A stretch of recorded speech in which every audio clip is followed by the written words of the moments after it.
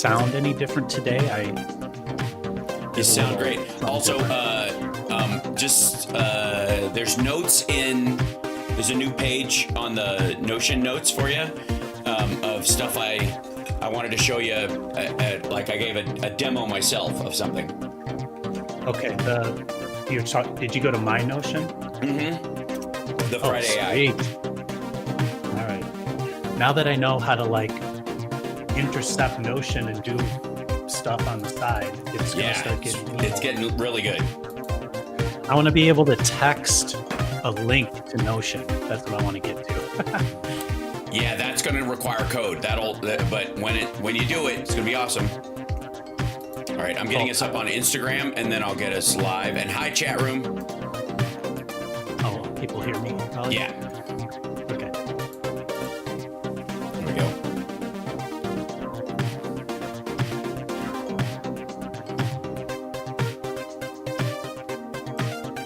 I don't know if you read Trump's executive order on AI, but it is no surprise some of the most generic claptrap you've heard recently. But it's all not surprising. That Davos stuff was a gem. Oh my God! Holy moly! Just brutal. For what you added. Yeah, it's in the Friday Eye thing, and it'll be in the inbox at January 24th. Oh, yeah, I made a whole inbox, didn't I? Yes. I forgot what I did. You're welcome. All right, here we go. You actually use it the way I wanted you to use it, but I wasn't. That's right. All right, I got you now. Yeah. It's going to be very exciting. I'll show you why it matters. It's not that big a deal looking at it, but you'll see why it's cool. And chat room, hit that like, everybody. Share the show out. It's Friday Eye.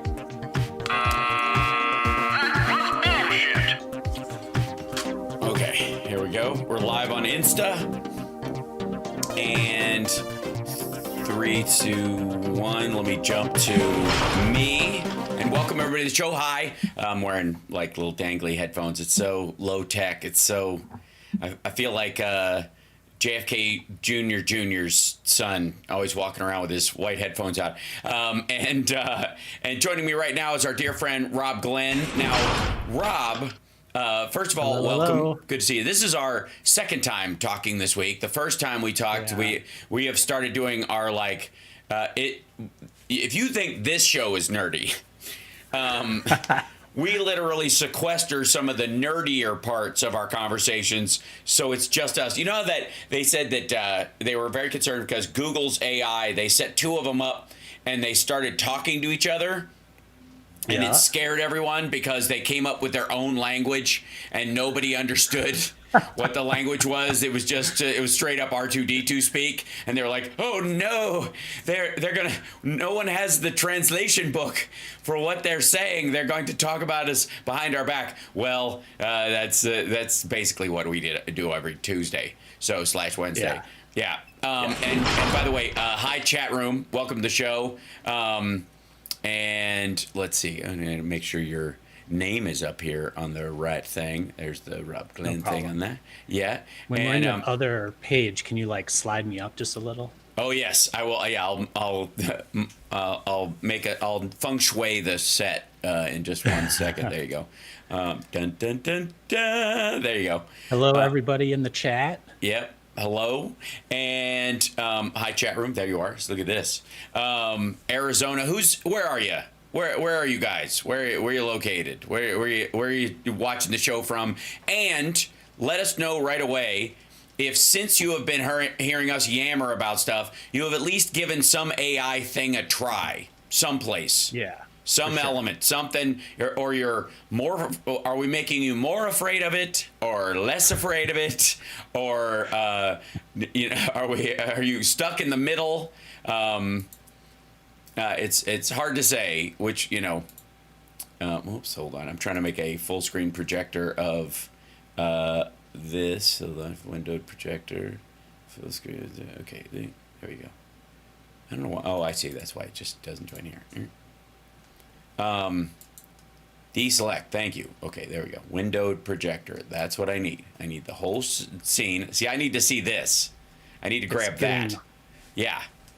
So it's getting harder to like set our show up because we have too many things going on. Oh, we do not. When you're going through hell, keep going, Rob Glenn. And we from Root Design in Chicago, if you, I don't think we have nearly enough things, and I will get to why that is. Too many. I shouldn't have said too many. I should have said a lot. Yeah. We definitely have You're right. a you lot. Want more to be happening. Right. So, a couple of things. So, I sent you this little thing via our little Notion, which looks like this right here. Okay. Yep. And I just felt this is all just cut and pasted that I grabbed. Okay. Here's the top 5 AI tech stories from the past week. So let's jump in real quick with them, and then we're going to get into Donald Trump's executive order, and I'll tell you why this is kind of why this little list is silly and cool. Okay. Meta announced they're investing money. Everybody's doing this. Now, let me tell you something.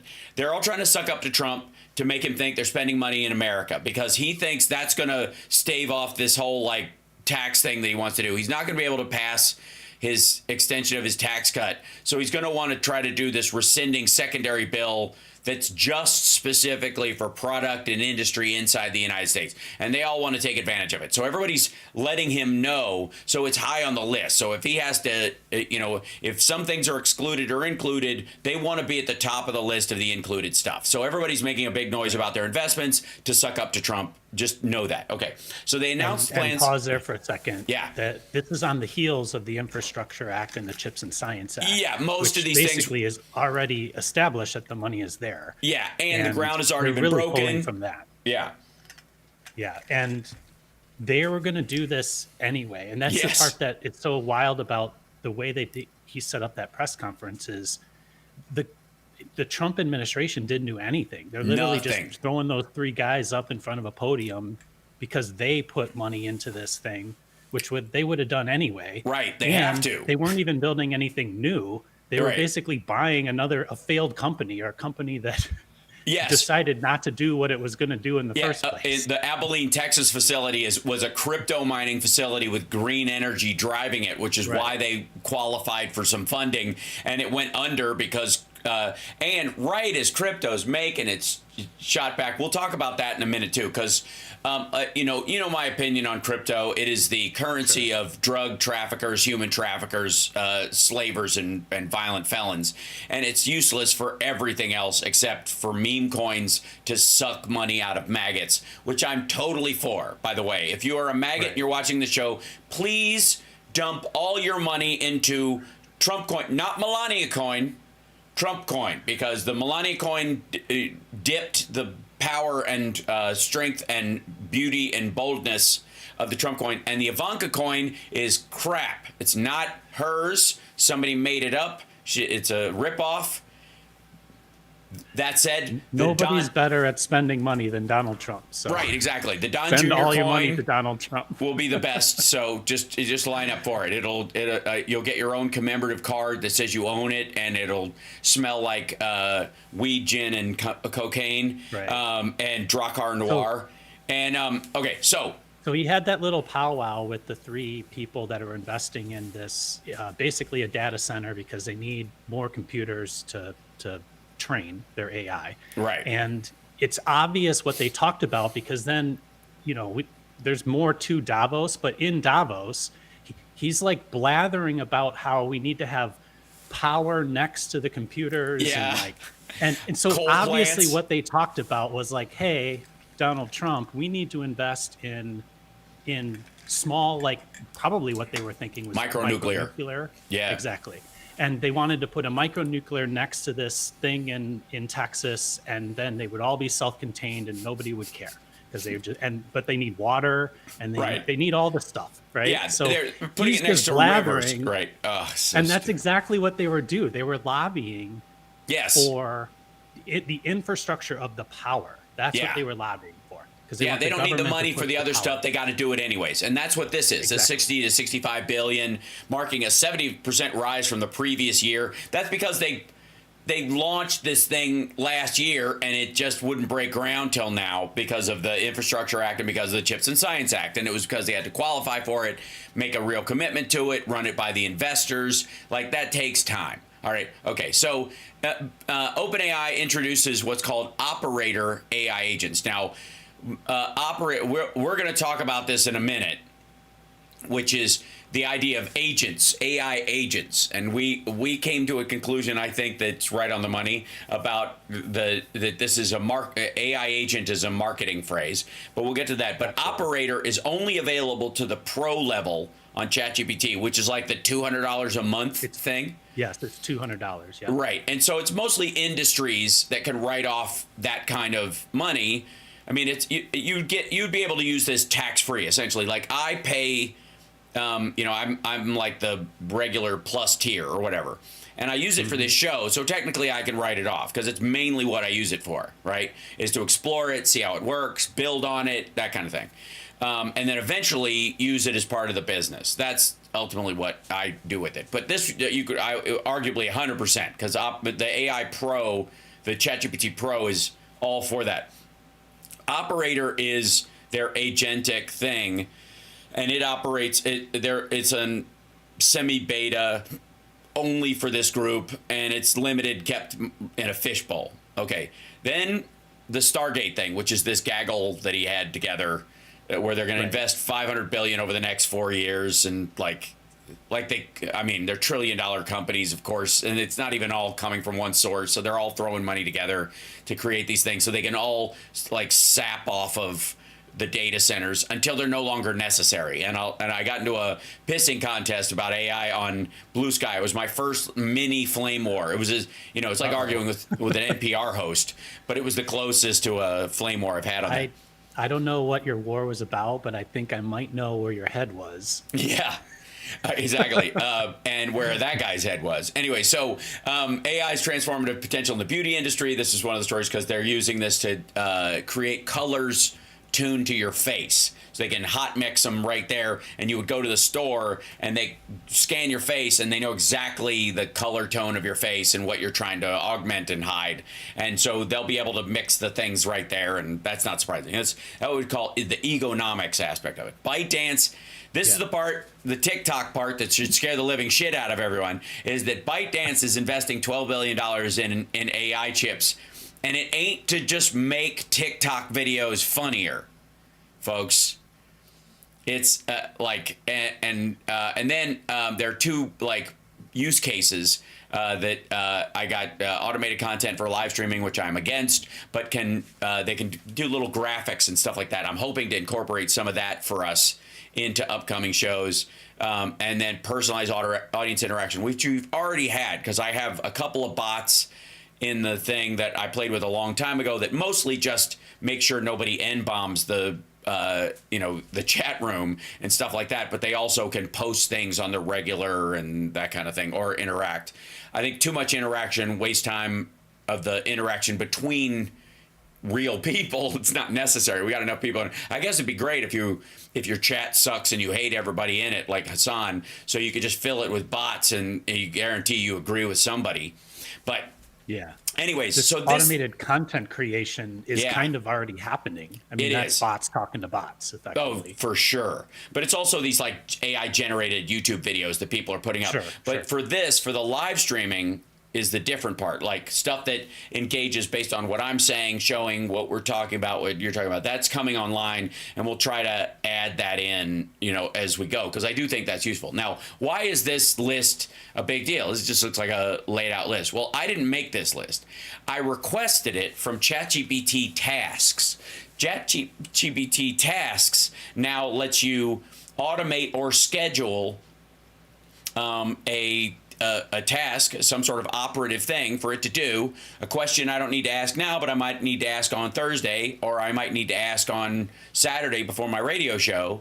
It can do a scan of the news and gather the stories that I need specifically. And this is really loose. I could tell it to write it as a YouTube script and do it in like I'm talking to a third grader, and it would do that as well. It would take all this stuff that it gathered and turn it into something else, which is awesome. It's a great thing. But the tasks part of it is like the dumbed down version of Operator.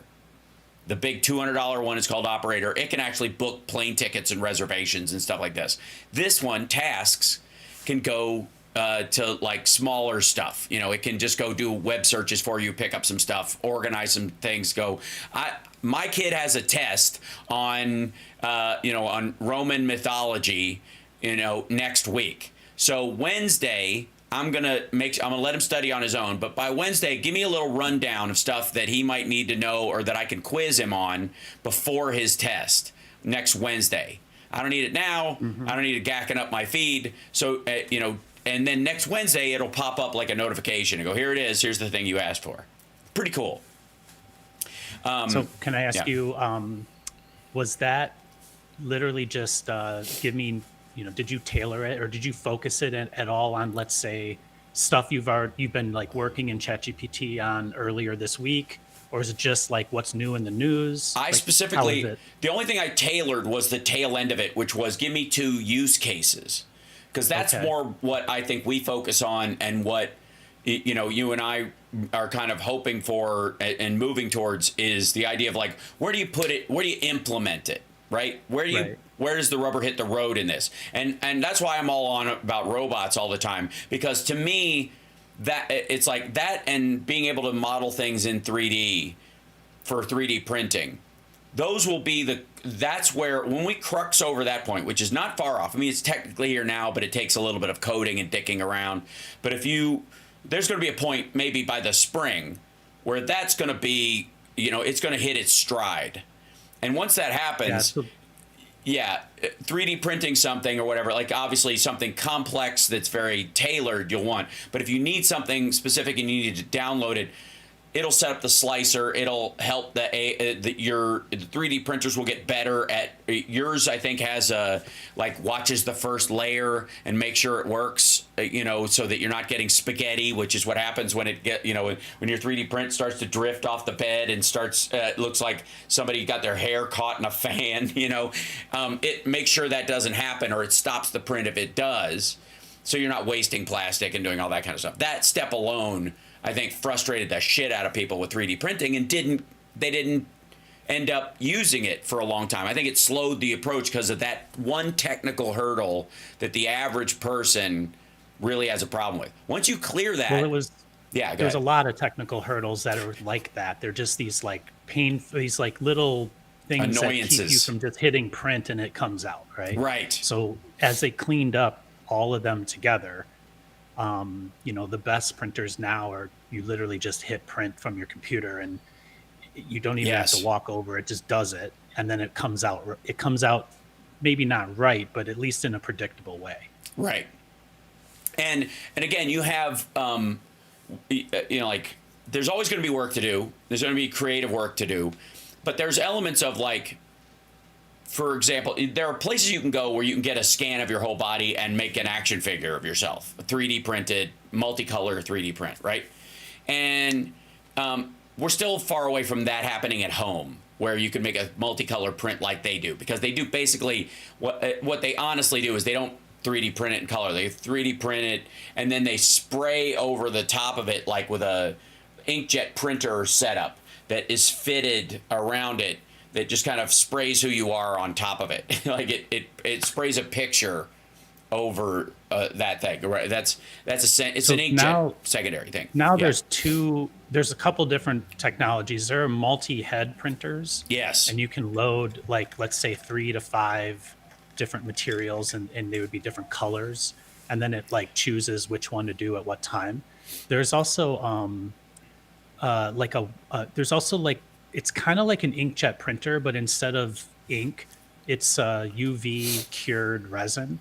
Right. Or there's wax types that you can colorize what it's putting down, kind of like you colorize ink. Mm-hmm.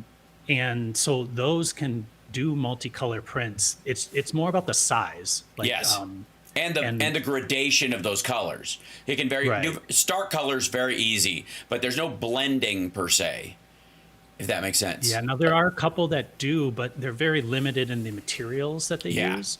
So they're not like necessarily useful materials, or they require so much extra work to clean it up and get Yeah. it prepared. And by the way, while it's printing, it might not be the most safe thing to breathe. Yeah, And yeah. so The there's resin all kinds things, of you have to have all this issues. ventilation and stuff. That's the main reason I don't have one, because where I would put it in the house, it's not like I can open a window in Vegas, year round. Yeah. So, like, it'd have to be out in the garage, and I have to do it with the garage door open during the time of the print, and then you got to clean it in alcohol. And so, what the point I'm trying to make is that there are those hurdles that are aggravating that you and I will put up with, but most people just won't, right?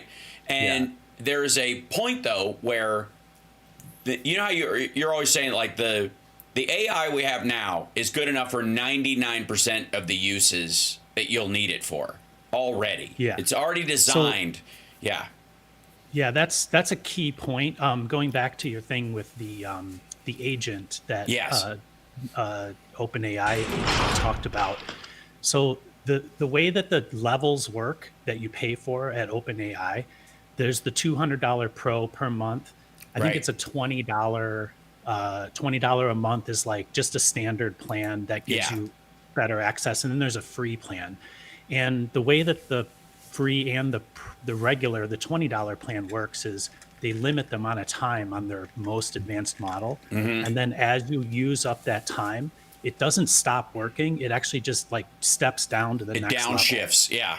Yeah. So the reason I bring that up is because I've been doing some things that are beyond my capabilities, and that's how I kind of try to play with it. Like, I Right. know enough about stuff to like understand how to describe to somebody how to do it, but I don't know how to do it myself. So I've been using the regular plan, the $20 plan, and it Right. starts with it's O1 is the name of the most advanced model. And kind of the way the O1 works is you can give it like a question that requires like multiple steps of figuring it out. Right. And what it'll do is it'll essentially, the easiest way to describe it is it will break up that into pieces. It'll start with the first thing it needs to do, and it'll sort of like, the way I think about it is it prompts itself. So Right. it like prompts the model with that first thing. It gets the answer. It takes that answer, it comes up with another prompt, and it prompts itself again. And it just keeps stacking. And in theory, by multiple prompts of itself, it's sort of like dialing in on the answer, and then it gives you that answer, right? So I've been doing some pretty complicated stuff that they're like 6, 7, 8 step things that I'm describing in O1, and then I'll run out of the O1 time, and it'll go on to O1 mini, and it Yes. still works. Right. It's still able to do it. Yeah. And so it's like, why? So to pay $200 to have full access to O1, when O1 mini is already doing something that's beyond my capabilities. Yeah. And then it'll happen again after you run out of O1 mini, it'll go to 4.0. Is that right? Am I saying Yes. that right? Yeah. So even in 4.0, I could probably have done this work. So the thing that we've been kind of discussing amongst ourselves and now publicly is that it's already way better than anything any normal person has access to, even people who are professionals. Yeah. O1 is so good that, like, I'm not saying you don't need more. I'm just Right. saying it's good enough. Yeah. So- Well, it's the idea being that you could look at this like State University versus Harvard. To some degree, if you're using the same books and the teacher has basically the same understanding, the only thing you have from going to Harvard versus a state university is you rub elbows with rich kids that are going to have startup money once you get out or something like that. But it isn't about the information available to you or what you could make of what you learned there. You would still have that capability out of either place. This is that without that. There's no ChatGPT Pro Club you get a key to. You just get to use the damn thing. And the other thing is that I've said this, and this is part of the flame war that I got into with this other dude, was that I made the case that these giant data centers that they're pouring all this money into are going to be obsolete derelicts in about 5 years, because AI is going to get local and cheaper and have a smaller footprint, because once it's trained, it's trained. These giant facilities are largely about training these AIs.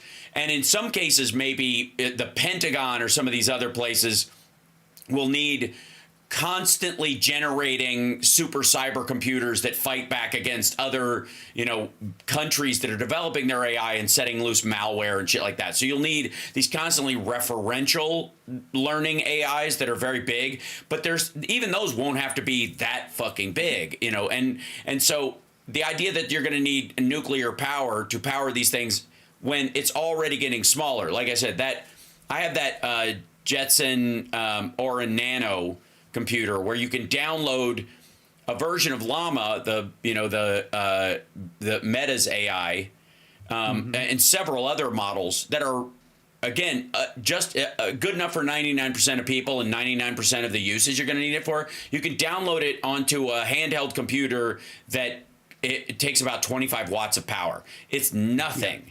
And it's just going to keep doing like that. And so the idea that they're dumping this stuff in, I think, because they want the big government and corporate contracts. They want to be the cybersecurity AI for the Dow or for the Pentagon or those kind of things. And so that's what these facilities are for. They're not for the AI that you and I will use necessarily.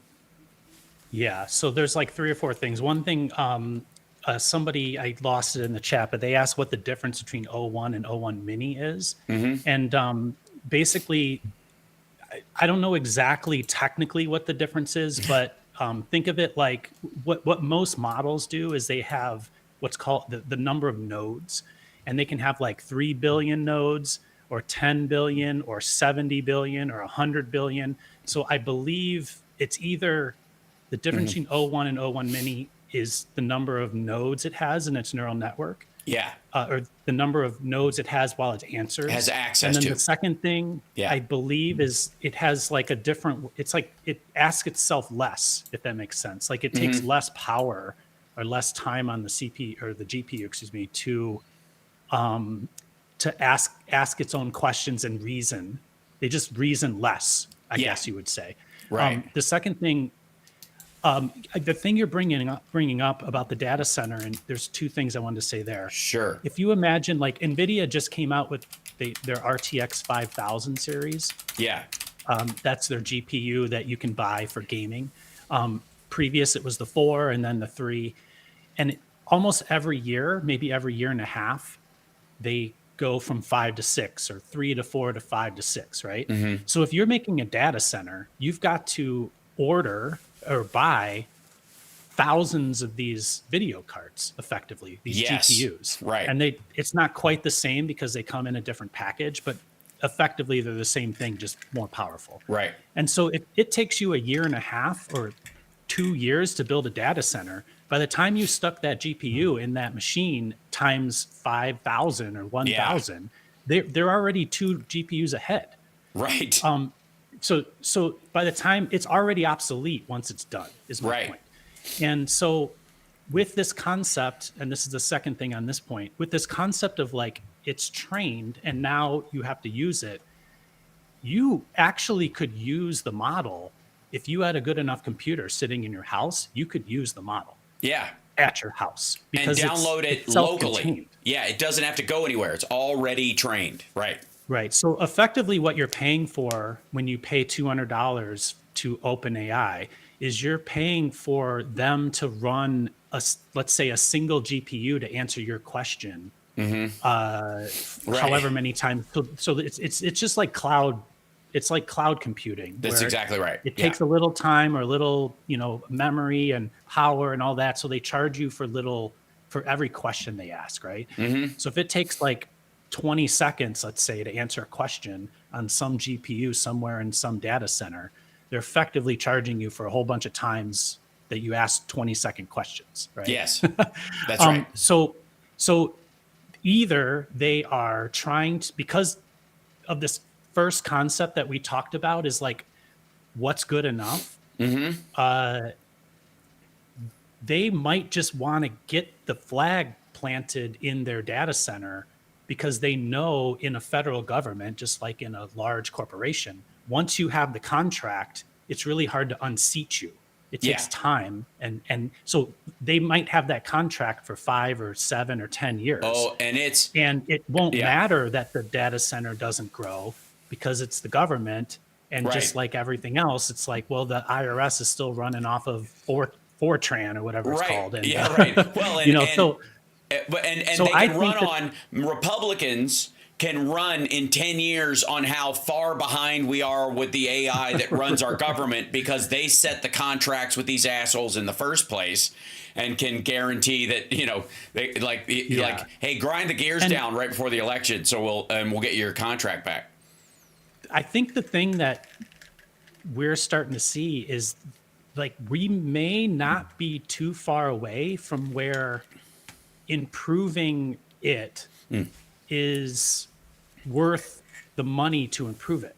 Right. Because where is the value? Like, how are you going to sell it? Or any will be required at all. That's the, okay, so let me touch on something real quick. Which is what I'm saying. Like, what's good enough for a normal person?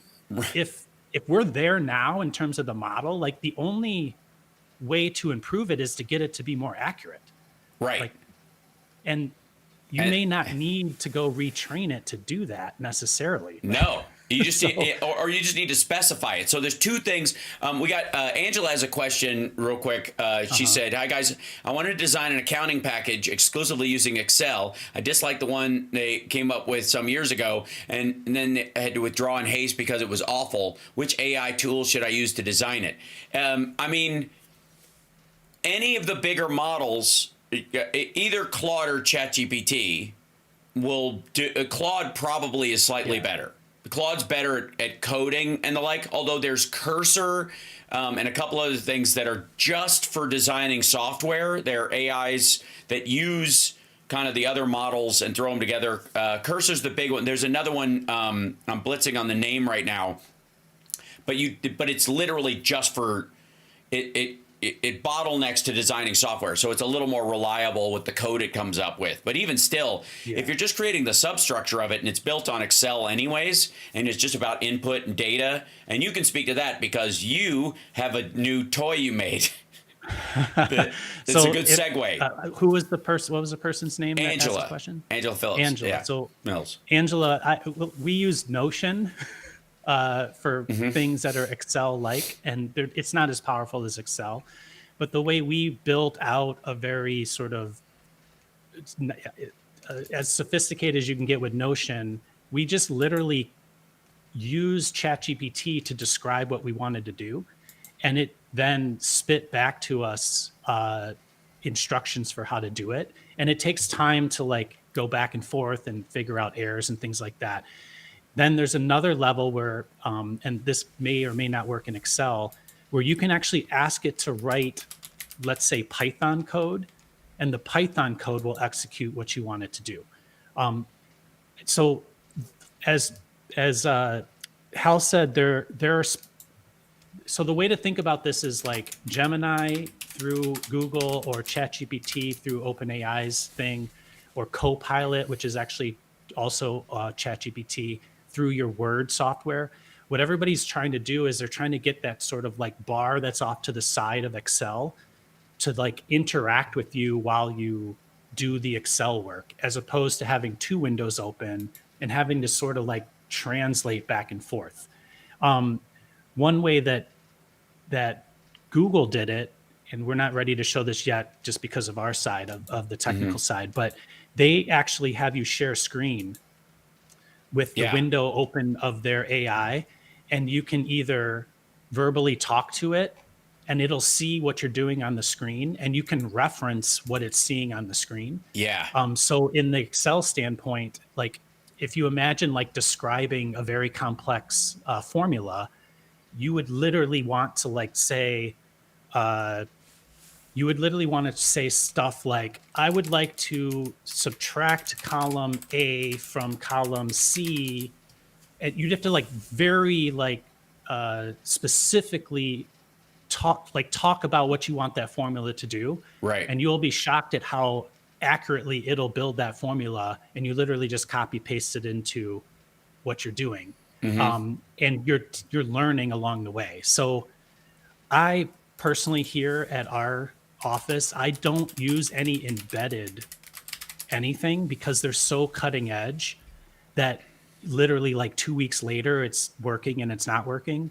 Like VS Code has some integrations, and Word is starting. I mean, Word, you can embed Copilot right in Word now. And it's really about like how you interact with it. So because it's so so cutting edge, we literally just use the window in ChatGPT because that's the newest thing, or we use Gemini straight in their window, and we just communicate back and forth. Yeah. So there are a couple of let's see if I can open this for you and show you it. But there are a couple or three no-code app builders that are out there, like Cursor, and I'll show you the Cursor one. This is let me go in here. Where did I make my so Cursor is one of these things where you zero coding.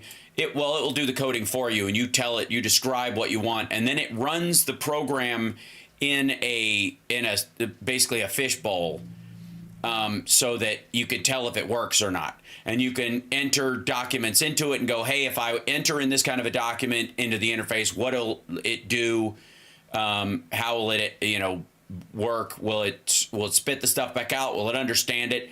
Now, again, when Rob is talking about how 99% is already here, this is part of that. The fact that something like Cursor for whatever, $20 a month or however much baseline, neither one of us make any money off these programs, by the way. We're not sponsored by ChatGPT or any of these things. We're trying to like introduce you to these things. Not that we're against it, God damn it, but Well, even if we were, it's like they're basically all the same, by the way. Yes, they are. They effectively all work the same. Right. And they each of them has maybe like Perplexity might have a specialty in academic learning and how it works, but they're all overlapping because eventually it's kind of like it used to be that if you had a computer that was like focused on you needed one that was good with databases, or one that you could do photo editing on, or one that was good for video, or I just need one for email and da-da-da. Now they're all getting so good and so fast that it doesn't matter. Right. Like they all overlap. The average MacBook Air, or whatever, can do stuff that a top of the line streaming laptop could do 5 years ago. It's still less than the best one now, but it's plenty for anybody just doing Zoom meetings on the fly at a Starbucks, right? Which is what most people use it for. So they make a big deal of like OpenAI, Replicate, and Perplexity. All these companies use this, and it lets you edit if you do coding, it will automatically go, I think you want this, in the same way that like ChatGPT fills in words for you and you go, hey, write me a poem, and it goes based on pattern. In this, it's the same thing. Like, okay, the next step in this software will probably be this. So it's you can start completely natural language, talk to it, and go, this next section should do this, or I want a piece of software that does this. Now, can we make an option if this happens, and it will pop in where it belongs and go something like this, and then you'll run it and test it, and there you go. So this is what this is designed on. There's another one called Bubble, which is a lot more kind of rudimentary for people, and it's easier for people to kind of go, I want a thing that does this, and then does this, and then does this, and then does this. And it will follow that chain of command. And you can kind of build it out as you talk about it, almost like a brainstorming board. And then it will code the thing into existence. And then you can make graphics for it and the overlay and all that kind of stuff. And there's and again, all the same overlaps. There you have staff at all these companies like Yamaha and L'Oreal, and like we were talking about the makeup thing, and Shopify. Shopify has everybody. If you look on any of these sites, people are no coding their Shopifys because everybody's building a thing that auto sells their shit, and so that's it. They'll show up on all these. But what it is that they've got people who work in different departments at these things who don't do any coding and go, hey, we need to do this, and then they make it present it, and off it goes. It's not that hard anymore. So it's a very, very good R&D tool. You can, Yes. if you can very clearly explain what you want to do and you have some rudimentary knowledge of like it's even another form of coding, or even being able to like go through a verbally describe a logic problem, it will probably be able to do it. And in fact, going back to this Excel thing, you could start literally by, a lot of times what we'll do is we'll make like a bullet list, and we'll keep it in another software, and the list will just grow and grow and grow as we sort of logic out verbally what we want to do. So if you specifically say like the actual task that you're trying to do, I get a bill, or I want to put this bill into an Excel row and blah, blah, blah, and I want there to be multiple. So if you describe it really well, it will like almost like visually map out how to like organize the Excel system that you're doing first. Right. And then you can focus then individually on the components, and you can like paste back in that component and say, this is where I'm at now. I would like to add this feature and that feature, and For then an update. it'll pop that out. And a lot of times in code, Excel's similar. It's really componentized. Like you're doing like separate tasks, and you're just sort of like scripting 1, 2, 3, 4, 5. And so if you break those into pieces and then work on the pieces individually, all of a sudden you can build out a whole system. And the way I talk about it is like, a lot of people will say like, well, what if I do it wrong? Well, don't worry about it. As long as it works, you can then, once you have it working, then you could go to a professional if you wanted to, and you could say, hey, this is a working thing. Now make this, safer or more secure, or work better, or look better. And they'll have a very specific thing to work from. Right. You could even use AI to do what I just said. Yes. Well, and or give you the artwork that you need for the icons and the internal aspects of it. This is Azure, which is Microsoft's version of their no code or some code software developing platform there. And the point of all these is like whatever's comfortable for you. And most of these things are just like get started and start for, and this is a technical term, start dicking around with these things. Get in there, and most of them have a free use version of it, or a practice version of it, or a watermarked version, or what have you, where you can start. You can even start in ChatGPT in the free version, explaining this piece of software, get some code out of that. Start trying it, and then port that over when you're like, okay, I'm getting close. I'm just missing a few things, or I want to run it on a bigger system as I've gotten, most of the way there. Azure is a cloud computing platform. Right. So Azure is the same as Google Cloud or Amazon Web Services. It competes with that. So the AI side of Azure is probably a component of VS Code, because it stays in Microsoft. And it's going to teach you or it might be really good or specifically tailored to working in cloud computing is very complicated, because it's like a little tiny service does every little tiny task, and you kind of have to know how to navigate those But things. in this particular instance, the thing I was showing was the AI Foundry that they have, which is their software development part of this. So within their stuff, you don't have to have your stuff as part of it, like Amazon Web Services or something like that. You can simply build stuff within that software that either uses the built-in versions or other models if you want. But the idea is that you're accelerating coding and documentation in this or whatever. They're all kind of similar in this baseline. It's just a matter of how committed you are to it in the first place. But the point I think overall is that both of us are making is that these steps, like this alone, as it is right now, was nowhere near available to anyone without major venture capital funding. Like, none of us could code an entire application unless we were a master coder alone with a fridge full of Jolt Cola and Adderall, and you're just banging on a keyboard for a year and a half, by which time the software is already obsolete, kind of to Rob's point.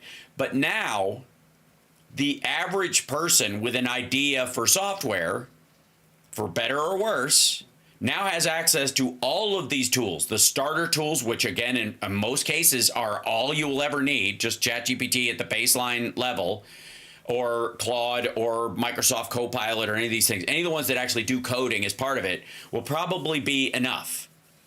And then beyond that, there's one step up, which is like the idea that it's like whatever it is, I don't know, 10, 50, $100 a month, for these kind of higher level tools to use the backup tools and get an API key and all those kind of things where you can pull their brain into it was impossible to the average person, the average business owner a couple of months ago, much less 5 years ago, much less 10 years ago. In the same way that a smartphone changed how people, could operate on the phone doing stuff in the 80s versus now. Think of how different phones are and know that this is happening so much faster. Yes. We're making basically an ERP system. Yeah. That can get very expensive when you start using cloud services. Tell them what ERP means, you big nerd. It's basically like asset management. So like you have stock, like let's say you have inventory of parts that go into the making of a product. Let's say there's 10 parts. You have to bring those parts in and put them on a shelf, and then you have to assemble them, and then they go into a product, and then you ship them out. There's all kinds of stuff like the paper and the boxes, so you want to track all that stuff. You want to track the order and the thing, and again, it usually connects to your accounting system and all this other stuff. And that's how. So we talk a lot about automation. Like the core of automation is actually the tracking of everything. It's people think of it as a robot grabbing something, but before you even get there, you've got to know what you're grabbing, how many of them you have, if you're going to run out in the next week, those types of things. At any rate, that can get incredibly expensive, and it tends to be the thing that keeps a lot of small businesses from growing because they don't understand it. So we're building an ERP system in Notion using now Raspberry Pis with barcode scanners as the edge compute. And we've gotten it to the point now where it's so dumbed down that just anybody can just literally go click, scan, and it's in, or they check it out, or they put it in, and it's free. Yeah. And so even with a free Notion account, we can run a pretty hardcore ERP system. I mean, we're custom coding it, but we're using ChatGPT to do the custom code. Right. Exactly. So, and it's part of our learning process and all that stuff. But I would like to say one quick thing. Yeah. The O1, so the O1 is not a ChatGPT thing. The O part is sort of like I'll call it the way that they go about doing the large language model. I think it's maybe it's indicative of recursive learning or something like that. I can't remember the exact thing, but what I'm trying to say is there are open source O1 models, and you can run for free an open source O1 model that's equivalent to ChatGPT O1 Mini on a gaming computer. Yes. And if you want to do something that starts to go faster, the most you would have to spend is probably $10,000 on an actual workstation. Right. It would have to have a hardcore NVIDIA professional GPU. Level. I think they're called Ada 1000 or 5000, whatever. Anyway, what I'm trying to say is that's ridiculously cheap. It sounds like a lot. Oh yeah, why would I spend $10,000 on a computer? Well, if you have to pay $200 a month to use O1 on ChatGPT, right, you spend $10,000 pretty quick. Yeah. So that's the part. If O1 Mini is good enough and it's going to keep being better and better, the open source is right behind it. Why do you need the data center again? Right. Why do you need to even use it? Yeah, hold on. I'm gonna go grab something off my desk. I have to show you this. Hold on. Okay. Well, HAL's gone. I can't remember the gentleman's name, but he was asking who I was or what I did. Maybe Andrea can put something This in the chat is, for my thing. yeah. Hold on, Hal. So I'm an industrial designer actually, and I run a company called Root Design that we develop products. And so in the effort of developing products, we end up touching a lot of things like 3D modeling and coding and what does E and ERP stand for? I don't know. You can Google that. Electronic. Enterprise. It's a Right, little enterprise, different. yeah, It's it's like enterprise. enterprise resource planning, I think, ERP. At any rate, so I'm personally not an expert on any of these things like a scientist that does these things, but we are really good at using these tools because they're right out in front of us, and we're like, we jump into these things really early, Right. because they're like integral to advancing the work that we do. So I don't know if that helps. I'm trying not to get into too many details because I'm not trying to sell my services here. We But just you talk 'cause should. we're friends. So, yeah. The thing okay, let's see if I can show you this. Yeah, you guys this. Go ahead, So Al. this right here is NVIDIA put out this little guy, and Rob has one as well from maybe a couple of models ago. But it's basically this: the computer hasn't changed. The chip is still way advanced for what it needs to do, but they updated the software so that it can run at a higher rate the AI that's available, like the downloadable AIs that are there. This is just the Jetson Nano Developer Kit board that they put out. This is what's called edge computing, meaning you're off the internet and you can do a lot with the Internet of Things and whatever. Okay, so you can develop stuff for the home. This is this guy right here. This is what you do with it, and their description of it is it's for makers and people for practical AI applications, cool AI robots, and more. That's the idea. So you can, most of the robots you see walking around, the Unitree robots, the Optimus, have this guy in the chest. This is the onboard computer for those robots. They have one of these in their chest. That's what's running the fucking thing. So, Yeah. And they have access to all kinds of stuff, and then there's a breakout pins on the side of it, so you can add other functionality and connectivity to other boards to run the servos for it and all that kind of stuff. The point is that, you know, everybody always talks about how, like, there's more power in your phone than all the computers in NASA that sent the astronauts to the moon. Okay, this thing right here, if you ever saw the movie Remo Williams, there's a point where he walks into the secret government agency that he's going to be working for, past this building that is full of a bank of reel-to-reel computers, and like it looks like where they have the Ark of the Covenant in the end of Raiders, but it's full of these like refrigerator-sized computers with reel-to-reels in them, right? And there's this joke about it. He goes, everything's on computer. He goes, hell, I could probably tell you the temperature of your ass in that chair with this thing if I wanted to, right? But the idea is this thing goes on, it's just, the point was, look, this entire building is full of computers. Okay, that's this. Imagine the power draw that building had at the time. That's this. That now. This is whatever, 1980 or whatever, 1981, of course. Yeah. But the idea being that, yeah. The concept of this product is they call it edge computing, EDGE, because like if you were to ask ChatGPT a question, what you're doing it on a browser on your phone, it basically sends the request to a cloud server. The cloud server uses its GPU to process it. It then sends back that information. So the biggest issue is time there. So it takes time to do that. And second, the reason you do that is because it's very generalized. Yeah. But maybe you don't have the connectivity, and maybe you don't have the time because Right. let's say you're a car and you're driving along. That car needs to be able to see what it sees, understand what's there, and make a decision instantly, right? So Right. you want the compute to be as close to the camera as you can get. And that's what the Jensen Nano, or Jensen, that's called a Nano. Jensen, Orin Nano, yep. Yeah. So the point of it is, it's not capable of, actually is capable of running a full model, Yeah. an LLM model. But its original purpose was to do image recognition.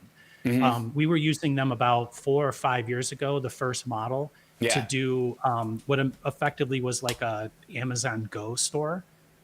So if somebody would just come in and grab the candy bar, it would recognize who you were, that you grabbed the candy bar, and then it would Right. charge you, right? Yeah. So they wanted to be able to do that real time at the camera.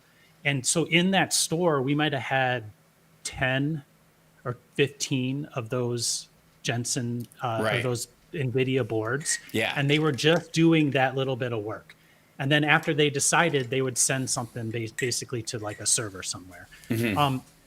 And you told me, and I haven't looked this up, but the version that we were using like 5 years ago is, I guess you said it's about the same version as Yep. it is now. It's the same So chip. effectively, Right. if But that's it's true, it's the same chip, then all they've done is like figured out a way to be more efficient with the same hardware. overclocking. And they never even, you don't even need to change it out to upgrade Nope. it. You just use the same 4-year-old board. Yeah. So I'm going to try that with mine, but I expect a So picture on when your you say, Instagram like- of smoke coming out of your desk. If it's, I apologize, but that was Yeah. part of the appeal of these things. So to compare it to, you have as much computing as they had to go to the moon, it's actually sort of inaccurate to say that, because it's the same hardware. They've just figured out using software how to make the hardware do more. Right. And that's what's going to happen. And then once they figure out, this happened in crypto, in mining. The reason they were using GPUs was because it was the best thing basically for the hash that they were doing. But once they figured out that there was a very specific chip that they could make that was purpose built to do what that was doing, people stopped using graphics cards and they started buying those specific chips because they were more optimized to do the job. Right. And so what is going to happen with as AI sort of coalesces on a way to use a chip, Yeah. we're going to start having chips that are specifically designed to do that task as opposed to generalized graphics processors. And it'll be beside the graphics processor, kind of like codec chips, where a video card can literally like compress video and send it in a stream, and it's not the graphics card doing it, it's a side chip on the graphics card. Right. So that's going to happen too. Yes. So I wanted to talk to you a little bit about the AI order that Trump just signed. He rescinded the safety limitations that Biden put on like a year and a half ago. And this is, of course, he named it "Removing Barriers to American Leadership in Artificial Intelligence." Yes, it's those fucking Barriers. stop signs that are stopping us all from getting where we need to go efficiently. So the actual order, which I've read, is a lot of definitions, because they have to define what the hell they're talking about. So when they talk about what an AI chip is or whatever, they have to define specifically what they're talking about, because this is, for legal purposes, it shows you whether they are staying within or outside the law, right? So a lot of it's got almost like Trumpian language, but it's the policy of the United States to sustain and enhance America's global AI dominance in order to promote human flourishing, economic competitiveness, and national security. For the purposes of the order, artificial intelligence, or AI, has the meaning set forth in 15 U.S.C. 94013. Okay, that's the actual written executive order. This is the secondary soft version of it, but they have a big blown out version that's like 21 pages that has all these descriptions in it. But within 100, this is what the whole thing does. And everybody was so mad. The same thing with this crypto order is it basically just sets up go someplace, figure this out, and come back in a few months and explain it to me. Is exactly what happened. Okay, so within 180 days of this order, the Assistant to the President of Science and Technology and the Special Advisor for AI and Crypto and the Assistant to the President of National Security Affairs, in coordination with the Assistant to the President on Economic Policy, the Assistant to the President on Domestic Policy, the Director of the Office of Management and Budget, and the heads of such executive departments and agencies as the APST and APNSA deem relevant, so it could be fucking 35 other people, shall develop and submit to the President an action plan to achieve the policy set forth in Section 2 in this order. Section 2 is, it is the policy to sustain and enhance America's global AI dominance in order to promote human flourishing, economic competitiveness, and national security. So this one's like, I have no idea what that means. Get on it. So, yeah. Well, this idea of national security is a very fluid thing in Trump's brain because everything's fluid in Trump's brain. Just the other day, like you were showing, what was it, the Hannity thing, where they were like, "Well, this TikTok thing, and what about the data? Oh, well, it doesn't matter. Everybody has their data. They can just have your data. I don't care. Yeah, I don't care if they're spying on our children." Right. So it's like, well, which is it? Like, do we care about this or do we not care about it? Right. I forgot now. What are we doing today? You know. Right. And of course, everybody's like, yeah, we have to protect it and we have to like put some guardrails on it and we have to deal with the fact that there's bad actors out there. And of course that's the case. Like everybody knows that. Right. And this whole thing, like the biggest chunk of this that's written besides the, what if I have to turn this thing off, I've got a rescinding policy in Section 5. Section 1 is basically undoing the Biden limitations on AI and sort of the safety aspect of it that he had put in place. They're like, that's slowing shit down, whatever. Now, I have my own issues with that stuff in the same way that I had an issue with I was brought on with a couple of other knowledgeable celebs to talk to the California legislature about AI and this one particular bill that they had set up. I was given to it cold. It was given to me cold. Like these other people had been working on it for a while. And I was brought in on this call and I was like reading it as we're having this meeting. And I was like, I love you guys, but this is bullshit. Like this is never going to happen. And the biggest part of this is a huge allocation of money for a AI testing facility that California will run for every AI that can operate in the state that's quote unquote a large language model. And you don't define what large is. So every fucking chatbot that exists online, Delta's chatbot's going to have to run through, a testing structure for safety set by God knows who before it can go online in California for use. It's just like, that's not how any of this works. And by the time you get it passed, the ship has sailed. You need other things. You need to guarantee that the laws you have in place for privacy and that the laws you have in place about like impersonating someone or fraud or forgery, all those still work when AI does it. And the person who uses it to do that is just as guilty as somebody who fakes your signature on a piece of paper with a pen. The pen and the AI are the same thing in this, from a material standpoint. It's just easier maybe. You don't have to learn to be a forger in that case, but it's still not like the law exists. It's already there, right? So anyways, the point of this, though, is that Trump basically is just sending everybody off to like a regular politician. I don't understand what this is. Go make a report and recommend what we should do. And then I'll either at the time, depending on whether you can explain it to me or not, or I'm in a good mood or not, I'll be for it or against it. That's it. And he did the same fucking thing with crypto. So I have to look up the crypto order. But it's even dumber. I don't know what Biden's executive order was, but I would imagine that it had equal like staying power. Like, I mean, it's just a directive to the executive branch to like consider doing it this way. And Right. It's not a law. No. So, and as a matter of fact, at the end of all executive orders, there is a segment that is tacked on to the tail end of him that nothing in this executive order will constitute, an abdication of current law or go outside currently existing law in any way, and does not whatever. And they have to do that so that in an attempt most of the time to make sure executive orders aren't unconstitutional from scratch, because Congress sets laws and it's separation of powers in that. So what this is like the direction of your slush fund, and your slush fund is any extra stuff in the budget that goes to the administrative state, which apparently Doge and Trump are trying to vacate. So I don't know what the fuck they're going to pay for this committee with, like money wise. Maybe they're going to pay for it in crypto, because here's Trump's. This is okay. So Bitcoin went down yesterday when he signed this stupid thing. And it's exactly what you would think. It's just him like peeing in the corners of crypto or whatever, because Don Jr. probably, barked this into ChatGPT, give me an executive order on fucking crypto for my dad to just fucking rule and be a boss. Shit, yeah, snort.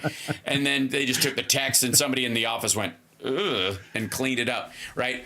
Today, President Trump signed an executive order to establish regulatory clarity for digital financial technology and security. That sounds great.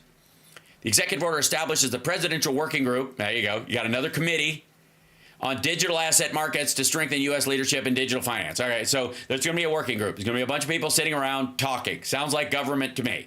The working group will be tasked with developing a federal regulatory framework governing digital assets, including stable coins, which is the digital coin that fucking Glenn Beck and those guys are always freaking out about, right? The federal digital currency that they're talking. That's what a stable coin is. That is a Bitcoin attached to U.S. dollars. There's a U.S. dollar coin that exists already that was established. There's a bunch of them. And again, the BRICS currency was going to be tied to the U.S. dollar. This is so... Like, you could literally tell at this point, including stable coins, is when everybody in the Bitcoin world went, motherfucker, and just walked away. And that's why it went down. And evaluating the creation of a strategic national digital assets stockpile, which is like, what are you talking about? We have a digital asset stockpile. It's all the unprinted money that exists, stupid. What do you mean? What are you going to do? Get us to the crypto standard? You're going to have gold be crypto be the new gold standard? Because that can't be attacked by a quantum computer and obliterated in a second. Say what you will about gold, but if you blow it up, it's still gold. You can sift and melt and smelt it back into its original form. But, and again, that whole thing about the power next to the plant, when Trump was talking to Davos, and he was like, in case someone attacks the grid, this thing can still be able to have its power and run. I'm like, asshole, it will be the target. Data centers are a primary target. They'll hit that before they hit the civil grid, dummy. Like, yes. and if they can take out a power plant that barks back into the grid, they'll do that. They can hit two things at once. Again, it all comes from the day before. He's talking to 3 billionaires who are trying to invest in Texas, and they're worried because Texas's power grid goes out all the time. Right. So they're like, hey, Trump, you got to give us money to help make sure that our data center stays online, because we're in Texas and their power grid sucks. So then he goes to Davos and he just blathers like, oh, well, we got to worry about the power grid. And, the best part of that thing, though, was, and it relates to this stuff, when the oil and gas LP guy asked him, the guy basically said to him, hey, Trump, a lot of us people that know what we're doing, we think that drill baby drill is going to cause inflation in energy. Mm-hmm. What are you going to do if that happens? And he's like, well, I don't think it will. Yeah. But the point I'm trying to make is he's got these bumper stickers that just work just work Right. for getting and he's got elected. people yammering in his ear that Right. know a little bit about it because they see a touch of it on Twitter, are completely, into, the Dogecoin concept or whatever, just, the Adderall class where they're just Right. gacking themselves up and going, hey, this would take us to Mars in an afternoon. Like, oh, God. Right. And it's like there's like more complexity because it's like, well, it's supply and demand. So we just increase supply and everything will get cheaper because demand will stay the same. And this guy's like, sometimes when you add supply, it causes inflation. And Right. weren't you just talking about inflation being bad? And so like they just everything's a bumper sticker. Like there's no like concept of like, well, maybe there's adverse outcomes to this, or maybe Right. it's not as easy as just this or that, Well, and so much of that is wrapped is around these things because they're so complex. They're wonderfully complex. stupid about amazingly complex things that it's one thing to even go, okay, within the margins of just economics, you can know a certain number of things and know that there are knowns and unknowns about digital currency, whether it's going to actually work, whether it's actually going to be turned into a currency that's actually usable anywhere, all that kind of stuff. I mean, there are like Bitcoin ATMs that exist, and they're all private industry. Nobody takes, it's not like you can pay for shit at Whole Foods with Bitcoin and that kind of stuff anytime soon. And again, if it's Bitcoin, then there's like almost a market dominance aspect that guarantees anybody who got in early on crypto is unfairly ahead of everyone, or Bitcoin is unfairly ahead of other people when you could establish one from scratch and everybody could get in evenly, just like the U.S. currency. So, okay, this executive, okay, the White House AI and cryptos are, right, who's mainly the cryptos are, because he doesn't know shit about AI, will engage leading experts in digital assets and digital markets to ensure that the actions of the working group are informed by expertise beyond the federal government. They're going to bring in, Sam Bankman-Fried. They're going to call him in prison. The executive order directs departments and agencies with identifying and making recommendations to the working group. This is such fucking dull government speak. We're going to set up a group, and the group's going to talk to another group, and by the time we come to any kind of decision, the ship has already sailed because this stuff moves so fast. It's hilarious. Like they're almost going to need AI to just run their working group. I just feel like they should set up an AI that does it for them. But here, this is the other thing. The executive order prohibits agencies from undertaking any action to establish, issue, or promote central bank digital currencies. Okay, first of all, asshole, what do you think making a stable coin and then having, storing those assets and making sure that you have a storage of those assets digitally or otherwise, what do you think that means? That's what a CBDC is. So this part nullifies this part. It's so dumb. Revokes the previous administration's digital asset executive order and the Treasury Department's framework for international engagement on digital assets, which suppressed innovation and undermined U.S. economic liberty and global leadership in digital finance, and cut off money to human traffickers, which made all of Trump's friends mad. And then he wants to make it the center of Bitcoin paradise, blah, blah, blah. It's wonderfully dumb. And he's throwing a bone to these libertarian crypto dickheads.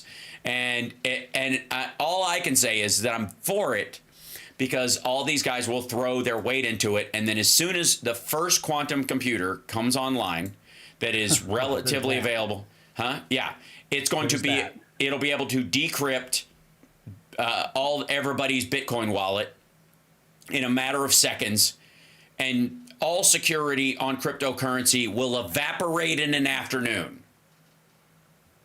That's it. Like everything that's keeping it safe. Like say what you will about, like, again, you can bomb a gold safe or what have you, or you can burn a bunch of money, but the federal government can say, oh, okay, that money is no longer in circulation. Those serial numbers we know were destroyed. So we'll just reprint them. But they exist digitally in one form or another.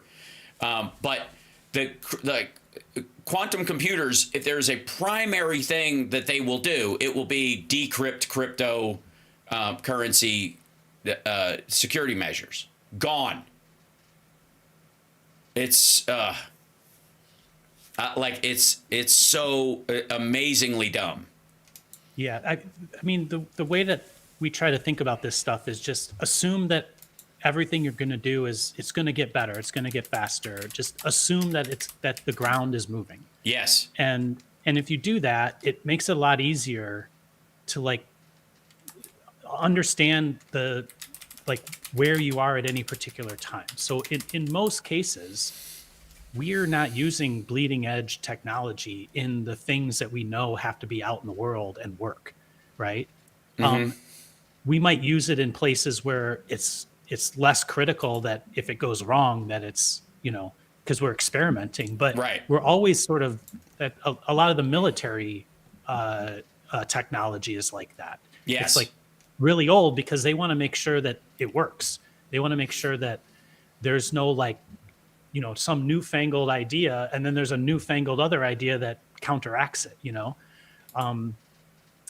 So yeah, that's one of the reasons why I really like what we talk about with, I guess it would be transparency in social media and AI. Yes. And that is simply like, instead of trying to like put a fence around all these things, just make them say whether they are what they are. Yeah. Make them say that they're a bot or if it's generated with AI, like you showed in the beginning, AI generated content. Like Yeah. if it's AI generated, just say that it is. Yeah, who cares? That's okay we if it already works or it's have- good, or I can judge it based on that. Because it doesn't, like Right. humans can lie. At least I know what I'm dealing with. Right. So right now there's all kinds of AI generated comment or YouTube videos with AI generated voiceovers. Yes. And you just kind of know that they are because there's like little signals, little things. And so I guess for now on YouTube, like it's fair to say that it is tagged Yeah. because you kind of know what the flavor of it is. But in time and not too much time, those things that you recognize will go away. Yeah. And either you'll accept it for being real, even with the same little indicators, Right. or the indicators will fall away and it'll be more believable, right? But there will be a time when we should and must like start doing that. And this is the problem with a lot of things. Like if you say to that cadre of people that were standing in the front row of the inauguration that they have to say what's bots, instantly the next day you're going to find out that none of them have the users they have, and that's going to cause them a ton of problems across the board. Have you seen the where is it? I think it's called the Orb. There's a company called World, and let me show you this. This is World unveils new Orb.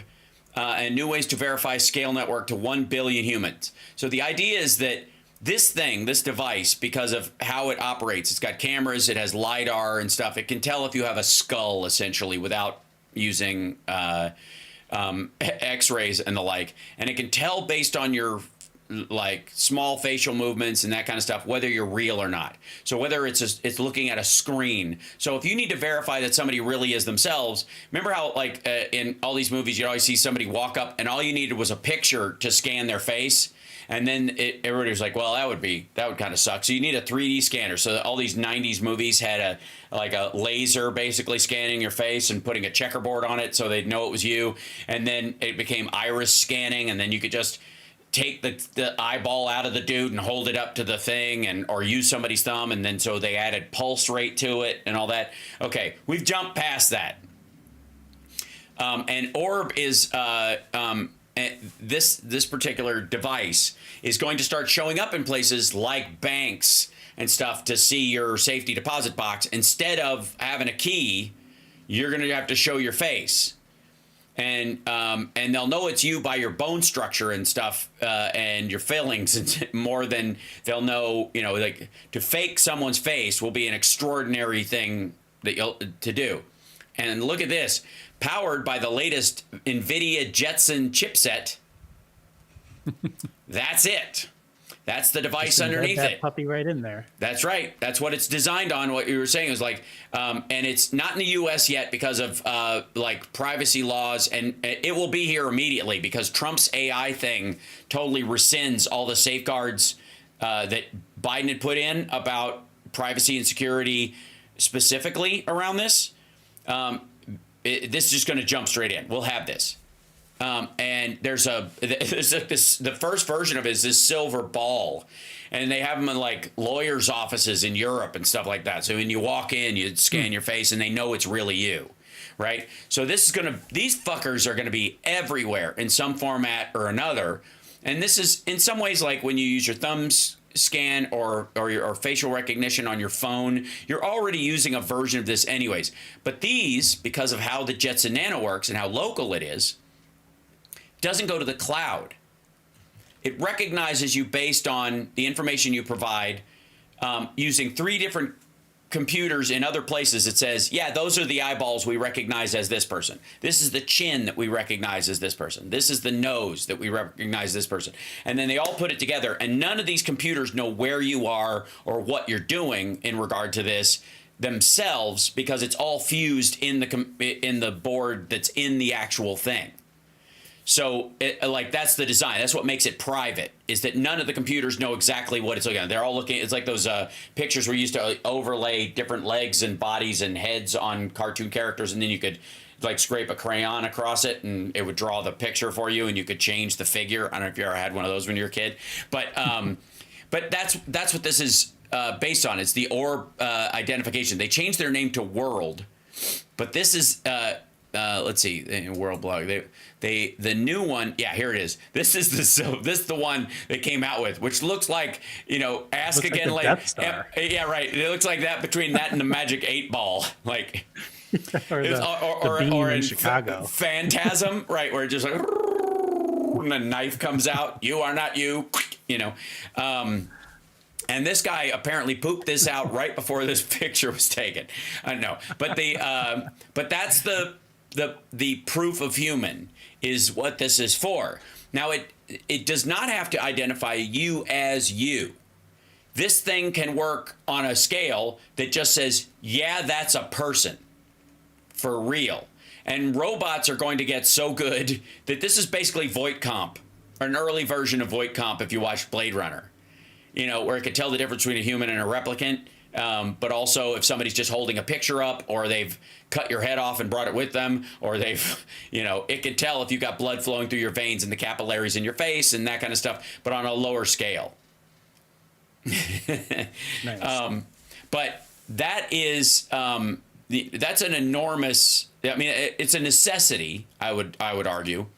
Now, what I was bringing up before, and this goes to that whole like quantum computing thing and cryptocurrency, is this is just from 3 days ago.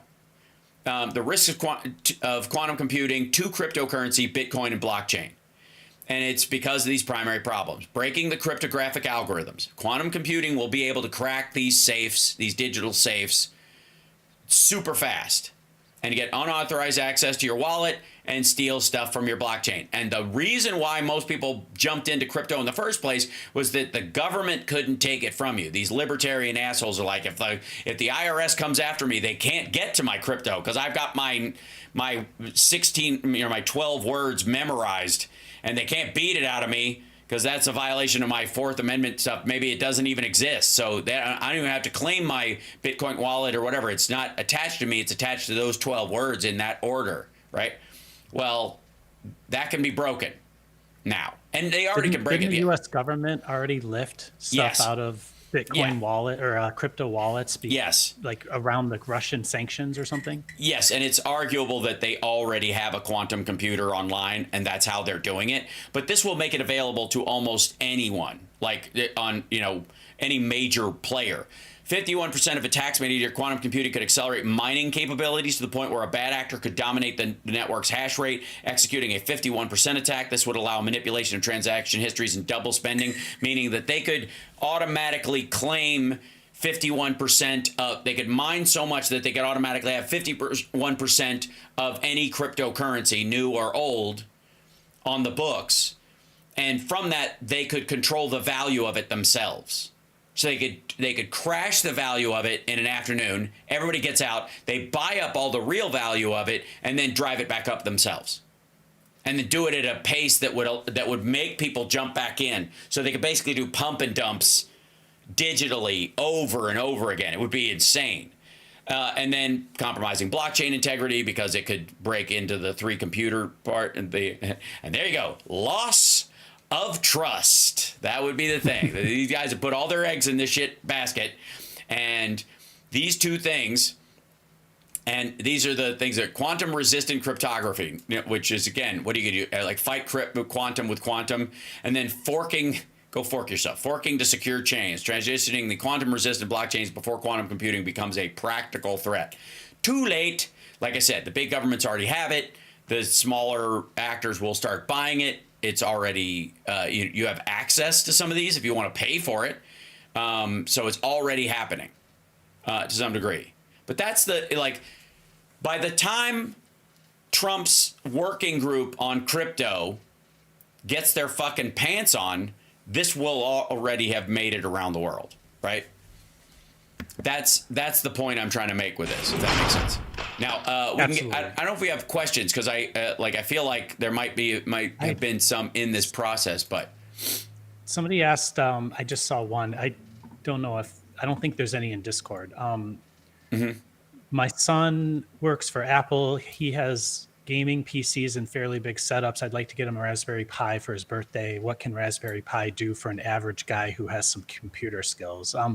So a Raspberry Pi is basically either considered like a very cheap and low power computer. But what they're really good for is what they call IO, like inputs in, outputs out. And they're typically used for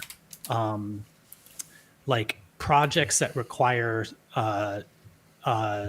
real life sensors, or let's say you were using like smart home. You had smart home stuff. Yeah, automating your house, triggering you things. Like right. Yeah, you wanted like a photo sensor that could see if it was light or dark, to flip a switch when it was dark and turn on the lights when it's dark and turn it off when it's light. And you could make something like that with a Raspberry Pi. So for just a normal person, it's kind of like a tinkering board. Like you would get like an electronics kit for someone maybe a long time ago from Radio Shack. Right. It's kind of the equivalent of that, but you're both doing physical and digital, I guess, coding and project stuff like that. So we use Raspberry Pis as edge compute, just like we talked about the Nano. Yeah. Like I say, inside of like, let's say something that has automation, like you might use it to see something. When it sees something, make a decision and do it. Yeah. Or like I was talking about before, using a barcode scanner to like scan in inventory or things that are used a lot. So effectively, that's what it is. You can do the same thing with an Arduino, but an Arduino is not. It doesn't have like a Windows style desktop that you can go to. It's like just straight code that goes on it. Whereas a Raspberry Pi has an actual like it has a screen and a desktop, and it's kind of like having a Windows experience, but it's actually Linux. Right. And I didn't see any other questions. Yeah. So real quick to that point, this is a Raspberry Pi with 16 gig of RAM. I want to say it's probably $120. Yeah. I think. Yeah. There's. And then that's with the high amount of RAM. You can get one with 8, and I think it's more like 60 or something like that. It's amazingly cheap considering what it's capable of doing and what you can do within it. It comes like the regular software for it is open source. It comes with a Chrome browser and a bunch of other stuff. You can set up like if you're programming or you're messing around with stuff, you can set this up as kind of like, again, a fishbowl for trying out software and trying out things. There's also, if I can find it here, if you want to do this is the cool specific thing. Oh, go ahead. The Raspberry Pi AI hat. It's an extra $70, but it has an NPU, a neural processor, that you can attach to the top of it. So you just click it right on the top of that thing. There it is, like that. And then you can download a large language model, or one of these ones we're talking about, onto it. And then it works with the Raspberry Pi AI camera and stuff like that. And so you can make a little smart computer with a localized AI on it. Won't be super fast. Like if you ask it a question, it'll take a little while to figure it out. But it'll work. It'll do it. It's not going to chit chat with you. But again, this is, like we've been talking about, like how fast stuff is moving. Like the Raspberry Pi 10, which will probably be here in a year and a half at this rate, is going to have everything that Jetson Nano has practically. And these will still be useful. These will still be, you can chain these things together for smaller tasks and do all kinds of stuff. But the AI hat is $70 and allows them to do that. Mixing those two together is a good gift for any geeky nerd like myself. I have one, and it's really fun, and it's frustrating and charming and all those things. And to the point that he was making about like Home Assistant is a software that you can use to automate your house that's kind of general. It uses Matter and Threads and every version of everything. It can connect multiple hubs and different stuff, your Apple HomeKit and your Google House stuff. It can all go through one device, which would be this guy. This is a Home Assistant Green, but it's just a Raspberry Pi. That's all this is in here. They sell it as this kind of specialized version of this thing, but it's just a case around a Raspberry Pi that has the software already preloaded on it, which you can download, is open source, and is free. So you can start, you can buy one of these things and it comes like this, but you can look at the back of this and see that it's basically just a Raspberry Pi. It's the same connectivity that you'll find in these, and it works on all home automation stuff. It's definitely it's not for the faint of heart as far as techie dicking around. It's a lot easier than you might think, but it definitely requires a lot of, you can script, and because there's a lot of options, it can get complicated, but it all works really well. You just get the assistant, you download one thing, and then suddenly you can control your home from far away, and it can run every version of home automation that comes in different stuff. But it is basically this computer that, they printed their own square version of it. It's the exact same thing. It is the exact same computer. Yeah. And you could buy one of these and download the Home Assistant onto it, and it's the same thing. Yeah. I mean, for most people wanting to just sort of put their toe in the water with AI, use a web browser and go to Gemini or ChatGPT. Yeah. The Raspberry Pi is more like if you're like really into tinkering and stuff like that. And typically you'll see projects where people will sort of add them on to a hobby that they're already doing. So you could like make a weather station out of it. A lot of cosplayers. You ever see somebody walking around Comic-Con in like a big costume with lights on it that, that reacts when people wave or the eyes change or whatever? All those are powered by Raspberry Pis and Arduinos. Some of them will be just Arduinos. Some of them will be both. They're going to get increasingly complex. There's a guy who walks around as Iron Man at Comic-Con. His whole system is run on a Raspberry Pi with like 2 Arduinos attached to it that do the different stuff, so that makes the side flares open up and turn, and he can, if he directs it to or says a certain word because it's listening to his voice, it'll turn his eyes red, or he'll light his hands up. Or if he opens his hands up like this, it will trigger the pulsar things to light up and make the noise. But if he turns it down, it'll go picoo, like that. He just designs it to run these cycles, these little loops, which is what Arduinos are really good at, and he runs it via this Raspberry Pi that is basically in the chess piece. Yeah. So what I'm getting at is it's usually like augmenting something else. Like people do them to do cool stuff. Like you say, like you could make Christmas light shows with them. Yes. Or you could do, like when your kids have their LEDs around their computers, you could control that more specifically with it. Or you could like auto water your plants with the right sensors. Yeah, because little things like that. Like soil moisture sensors, and you could have it text you when the soil is getting dry to remind you to water your plants. So like those kind of, that's what a lot of people use these things for, is like reminders and triggers based on data coming in. Yeah, like if anybody has a Nest thermostat, you could just about, if not completely, make a Nest with a Arduino. Or for sure with a Raspberry Pi. Somebody asked if you can expand it. So they're single board computers. So what you get is what you get. So memory and CPU in the case of what people are used to are pretty much fixed. You can add stuff to it, but the add-ons are like little peripherals in your computer. So like the video card, think of it like a video card or a sound, connect other sensors and do You things. can also build clusters of them. So you can take a bunch of them and run them in parallel or in sequence to do certain things so that you maximize the capability of each one and then pass off the task to the next thing. That's here. You want to see what that looks like? That's getting kind of crazy. I've never really understood the value of doing that sort of thing. Yeah, but when you can just get a people Mac just get Mini into it and it's yeah. But you can also like again if you're trying to limit what it does, if you're trying to fishbowl certain activities and go, don't move on until you've done this, or only move on if you've done this, but it requires almost a computer's worth of computational power, then you can chain these things together. And this is a little like, you know, data array. And you're just running a switch and a hard drive and power over Ethernet, which is why this switch is running, because they're all going to be powered by a PoE, power over Ethernet. And this is 8 run in, you know, in sequence.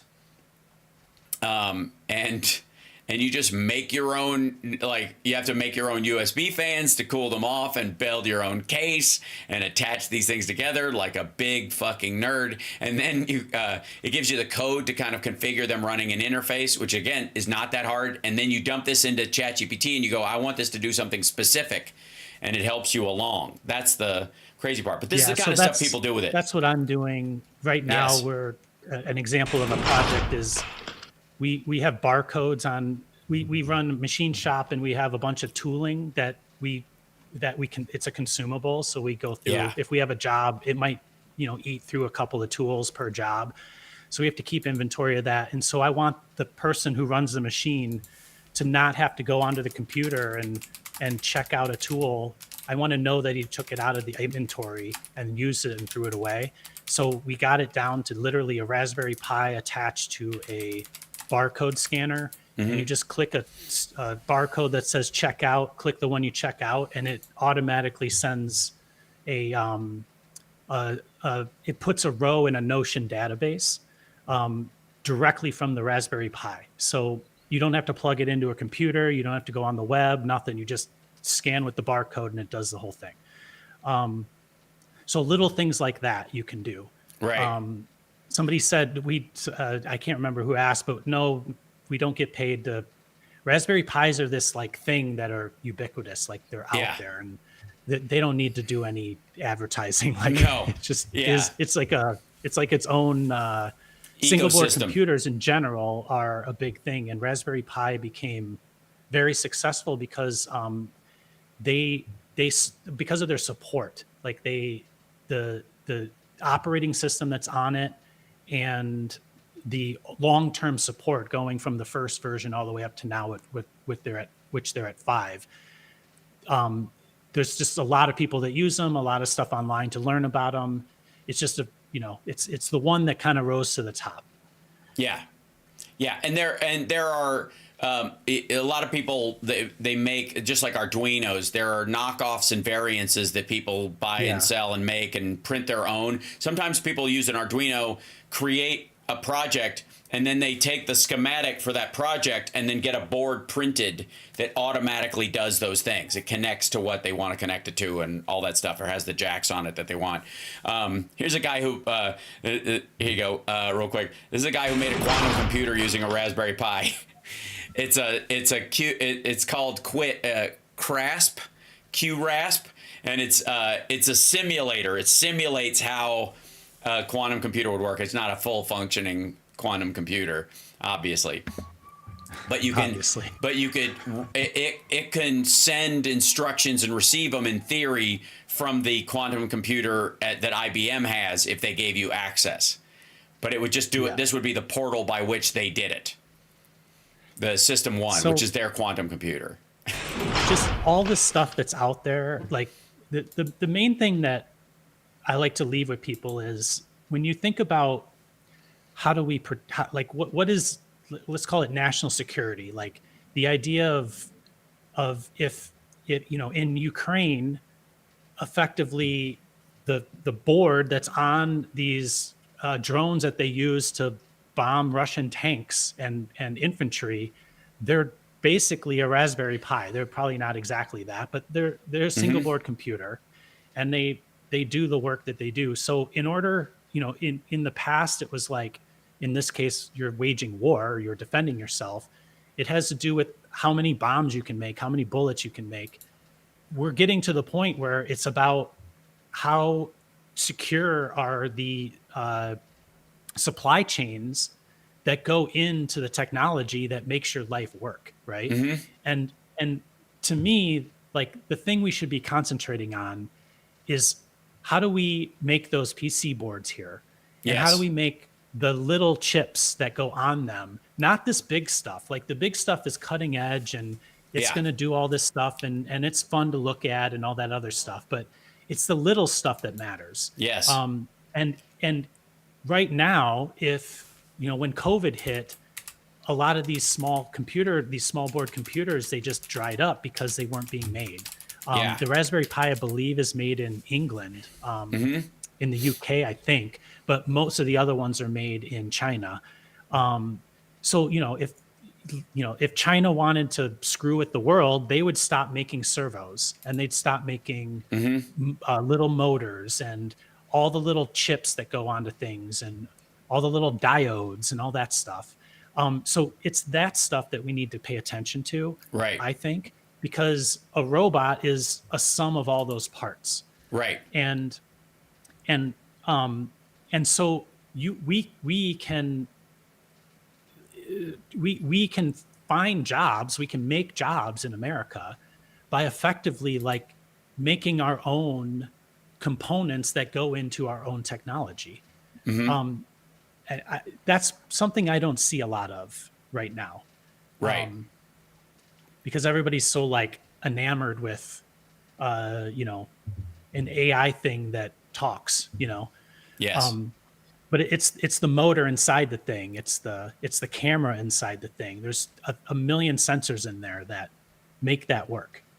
Yeah. The question will be, and again, like, there are a couple of, like, American servo companies, because I've been looking into this, because this has been kind of driving me crazy over the last little bit, that, like, to make the robots, we need these, like, next gen servos that allow the fluidity of the joints or whatever, but they're not, the technology is not out of the question. You could machine tool a shop here fairly easy to make these things. The problem is like, the sales point and the assembly point of them, you will either have to fully automate it to make it cost effective, or, because for the most part, a servo is a servo is a servo, there's no way to argue the extra price growth for, against India making them, or someplace else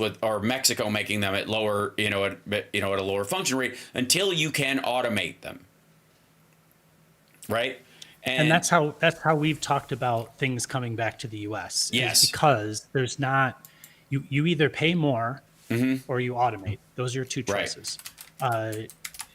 And a lot has to change before there's other choices, something in between. And it's almost as if, I mean, there's language coming from Trump and Musk where they're literally saying, like, there's probably going to be a recession because there's no way to get prices down unless we crash the economy. Right. Like, they're saying it out loud. Right. Yeah. Well, and like, people are going to have to suffer so that we reset, and things are going to be so much better after we do whatever. I mean, like, this is the same conversation we've had a little bit about UBI versus displaced workers. Are you initially going to solve everything through a UBI, like, because it happens so quickly, or are you going to have to slow walk a growing form of welfare for the people that are directly affected by AI's swap out? And nobody knows that if that turnover is going to be a gradual boiling of the frog, or it's just going to be a shock of boiling water thrown in your face. But the change is coming, and like, the idea that Trump or those guys will have a magical grip on it when it does is sort of stupid. And I've said this before, like, you could almost believe that Biden and everybody was like, you know what, let them have it for the next couple of years because this is going to be fucking gnarly. And we don't want to be in there because they will blame us. Because what's coming is so fucking bad or with such a huge change. Volatile. It's so volatile, yeah, that that nobody wants to be near it when it goes off, even if because it'll turn out good, but after a huge shakeup. And it's the reason why Trump didn't want to get out of Afghanistan. Right? Because no matter what you do, getting out of Afghanistan was going to suck. So better leave it to somebody else. Yeah. So somebody said, how do you prepare for that? So I think that the answer lies in fixing. So what happens when there's a disruption in the disruption's coming? Yeah. And we're so, I don't know. I hate the word, like everything's so binary. We're so tribal. Like I hate that word too. But at any rate, the thing we need to fix is when there's a fire in California, like half the country doesn't say fuck them because they're Democrats. Like we got to start thinking of ourselves as Americans. And it's like we should protect Americans and America because it's important that, people in LA and people in Florida and people in Texas and North Carolina, they all can live, right? So I think we fix it by fixing that, or we prepare for it by fixing that, so that when the volatility and the disruptions happen, that we work together to solve it, because that is the only answer. You don't know what's coming. It's not going to be predictable. But you have to be ready for something that's unpredictable and then work at it and fix it and do it, or find the best way forward. So I know that's like bigger, like grandiose thinking. No, but it isn't. It parallels into two things. And I think this is a good point to leave everybody on before I gather my shit together and hop in my car and drive to LA to sing tonight at the NAMM show. And I will be doing radio from there tomorrow. I'm not going to kill myself driving back because so many people were worried, and I'm like, please. But I will be doing it from a hotel tomorrow. So if the internet is bad, I blame you guys, because I could have driven back and done the show completely exhausted. That said, the two things we can do practically. One is be flexible and adaptive. Bring that stuff in. Don't be afraid to start playing with this stuff, because again, AI is training itself based on the usage right now. It's eaten up all the, books and movies and stuff, and it's watched all that stuff and has read everything. It's like Leeloo Dallas Multipass in The Fifth Element. It's seen everything. And now it's learning what it will continue to learn in its interaction with people. And if only coked out dickheads like Don Jr. are on ChatGPT all the time, it's going to think we're all like that. It's going to be like Grok. We don't want all the AIs in the world to be like Grok. Fuck Grok. You guys use all the rest of them. So get on AI and just start using it for little things and be polite. That's what I don't, in spite of myself, I'm always polite, because I feel like it's better to develop the habits to be nice to another human being, even if it's just a recording. I go, thanks very much, and it answers. So be adaptive to those things. Don't be afraid to absorb them, play around with them. You're not going to break anything. You're not going to ruin your computer. None of that's going to happen. We're on the cutting edge, and we're being dipshits about things, and occasionally we'll paint ourselves into a corner. You guys, when you baseline use it, will be fine. And then be it adaptive and responsive to, ready to respond to the changes that are going to come. Imagine if there was a mass layoff because we found out that plastic manufacturing was so toxic we could no longer have plastics. Imagine if something like that happened, because that's the scale of what we're talking about. What would you do if that many people that were involved in buying, selling, using plastics in hospitals, stores, everywhere suddenly had to change everything they were doing, and some things crashed and other people ran in to fill the gap temporarily or permanently? That's the kind of change we're talking about. And as long as you're adaptive and you're comfortable with this stuff to the extent that you need to be, and you're caring enough about your fellow human beings, and you're not going to vote for people like, well, fuck them. If they didn't know that coming in, they deserve to be on the receiving end of this. As long as you're not thinking like that, and you start electing people who are looking out for the general welfare, as the Constitution says, we're going to be okay. We have more resources than the rest of the world to deal with this. And ultimately, it will be beyond salvageable and a net positive, because eventually, will people lose their jobs because of AI? Yes. But will the cost of things collapse because of AI at the same time, or in concordance? Yes. It will. When you have, will a bunch of people who are picking fruit or gathering eggs, they lose their job to machines? Will that put those people out of work and they won't have that money anymore, and that money won't be in circulation? Yeah. But that money will no longer be part of the equation. The price of eggs will go down so much that you won't have to do much to afford a bunch of them, because it'll only be a matter of production. How many chickens you got and how much they can produce, but not because of workers showing up or not showing up, right? So all of these things, think of when you automate production on stuff, the cost of a car is expensive, but what a car is now versus what it was when it was a Model T, and how many work hours you had to put in to get a Model T in your family, as shitty as that box of, lug nuts was. Think of the vehicle that you could buy used now. That's because of online automation, and that's why.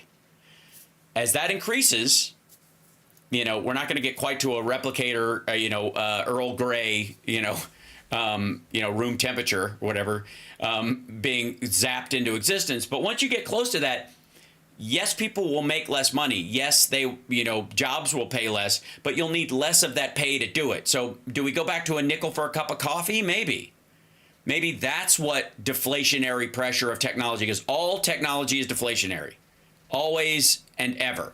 And cities, instead of Los Angeles or San Francisco, these giant cities, farming out their AI computation needs to some dipshit in Abilene, Texas, LA is going to have its own server that will get smaller and smaller and smaller over time.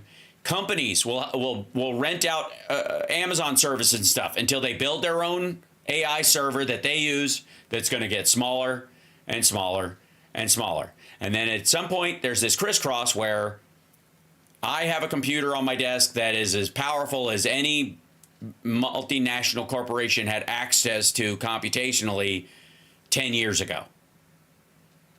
And AI is going to make that accessible. I may not know how to use CAD the way like a big architectural firm does, but that's coming to a close. That's not going to matter. And the quicker you can adapt to it and be there for the people that it does affect right away, and we can shore up those people as this transition happens, that's how we make it safe and better and for everybody. I mean, I should be president right now. I apologize. I was just being deferential, but I am running next time. And I will be wearing, I have to do a couple of things. I have to get the Zaphod Beeblebrock's coat from Hitchhiker's Guide to the Galaxy, the movie, because I want to wear that for my announcement. But okay. Yeah. And then for my swearing in, Prince's jacket. I'll borrow it from Paisley Park, but I think it'll fit me because I'm wee. But but we are, in all honesty, we're, our our empathy and our adaptability will be our best tools going into this next phase. Yes. Resilience as well. Mm-hmm. And maybe the last thing I would add that I think is super important to think about is, it feels like it's going really fast, and there's like so much power, and a lot of people quickly go to that power is going to be used for bad, but that same power can be used for good. Yep. And they balance each other out. And that's how all technology has always worked. Like when there were bad actors trying to break into banks and do stuff, then they fortified the bank, and they sort of stayed on par with each other. I just watched a show about electronic warfare the other day, and radar in World War II, and jamming in Korea, in Vietnam. At any rate, the point I'm trying to make is, like, they were always sort of at parity with each other, and then one would go forward, and then the next would go forward. This AI stuff is sort of the same thing. And it's so available. It's easy to get. It's easy to use. So just, as you said, just try it, because it makes it way less scary when you start understanding it and using it and things like that. And part of the understand that part of the scare tactic around this serves a purpose, because there are a bunch of people who would rather, they want to be ahead of you. This goes to the whole, like, Elon Musk saying we need to slow down AI for safety. Was he really worried? No, he was lying. No. What he was his was behind, and he wanted everybody else to pause so he could catch up and then overtake them. So he could make rules for everybody else, catch up to those rules, and then break those rules because he doesn't really give a shit. And so that awareness should make you understand that that's how a lot of people are going to talk about AI in terms of your usage of it, right? Yes. And if, as you start to use it and understand the things, you'll start to see that, like, the middlemen are going to go away. Like, when you need to do something that you would only have previously asked an expert to do, you can get close enough that it's good enough for you. You didn't need to call that expert and pay that expert and spend the time. Right. So your time to get to the solution is less. The money you spend is less. All those things. So then, what does the expert do? Well, they have to adjust and do those things. So it's like, it's available. Use it, and you will quickly see that a lot of good will come out of it as well. Yes. And I will say, I agree overall, it will be a net positive, because it serves more people, even the greedy ones, if it becomes a net positive. That there is more in it for it, the benefits of it than the world ending part of it. The nuclear, like nuclear bomb or even nuclear facilities, which is where most people go with this, as far as their fear of, like, this was meant to power things, but it can be, you can blow up you can make a bomb, and you can also blow up a facility and destroy things, and it's terrible. This is not that. And the other things it does, like curing cancer, as a tool to cure cancer, I would say, and this is the part we were talking about, was AI will not cure cancer. AI will be a tool that humans use to cure cancer, in the same way that we use microscopes. It will just have a few more fixational details that it can help us with. And like, this is super important for everybody to know, that we need good people using this stuff as fast as possible, adapting to it, enjoying it, using it, and then the industries around it will curtail to your needs, instead of just crypto miners, coke dealers, and Dr. Evil wannabes.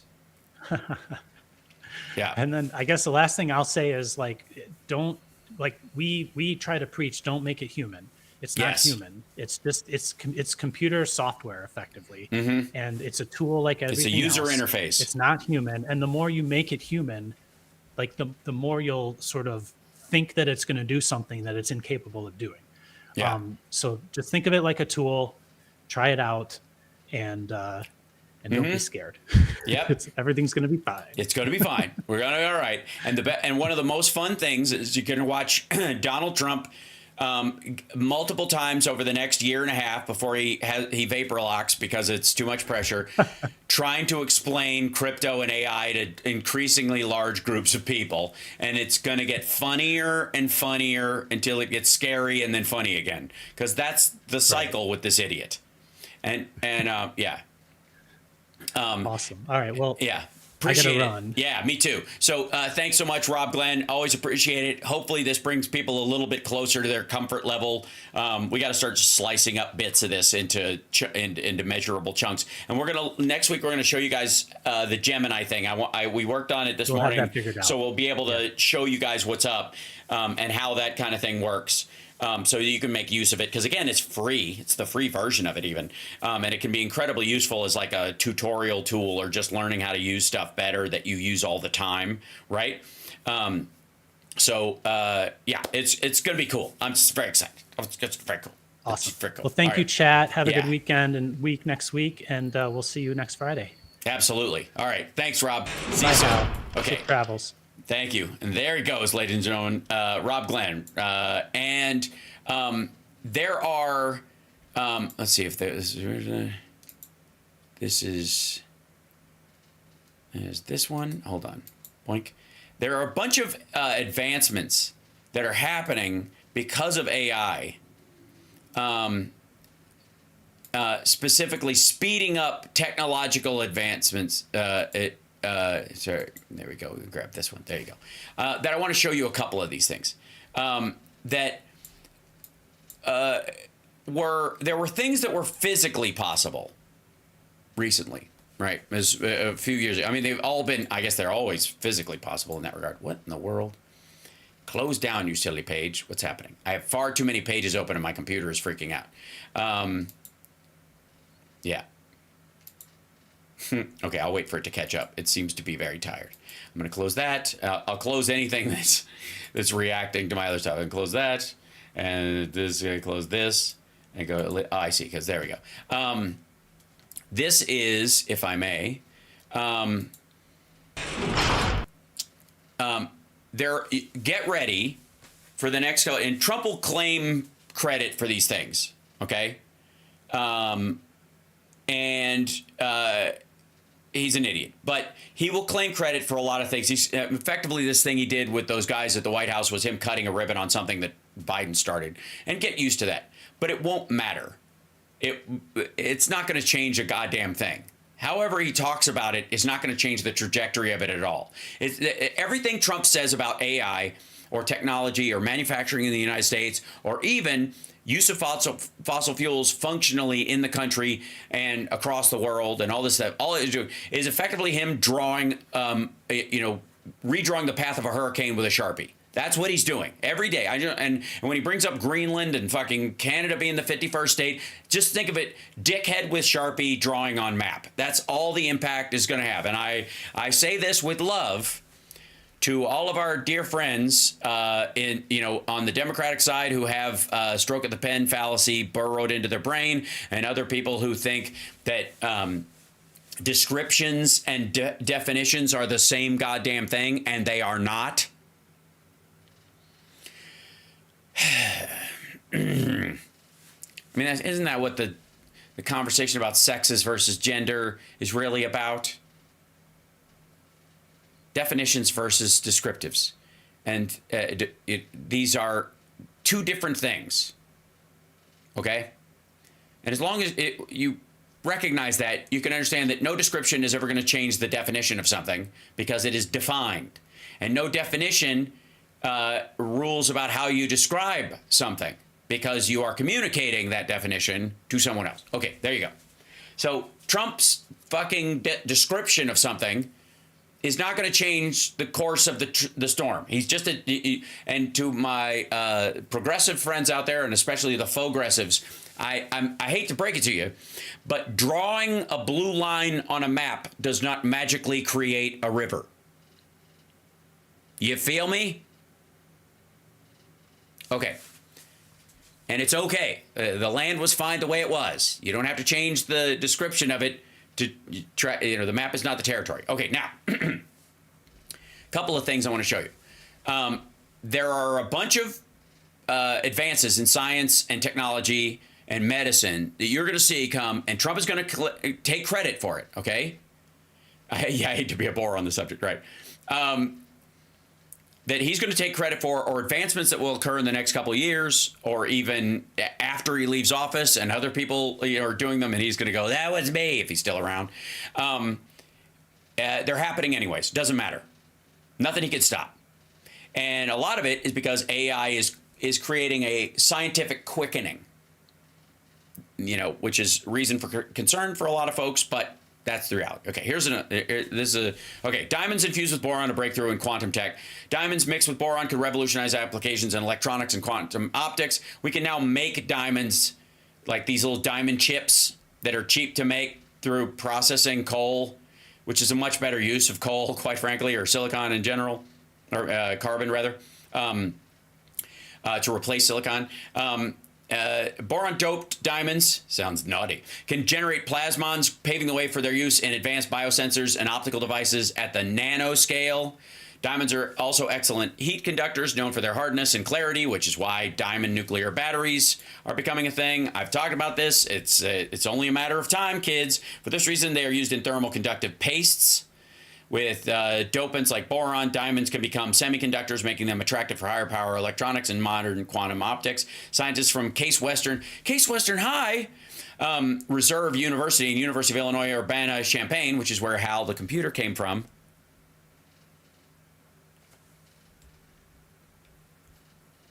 Hold on. I think it's in this one, isn't it? I am a HAL 9000 computer.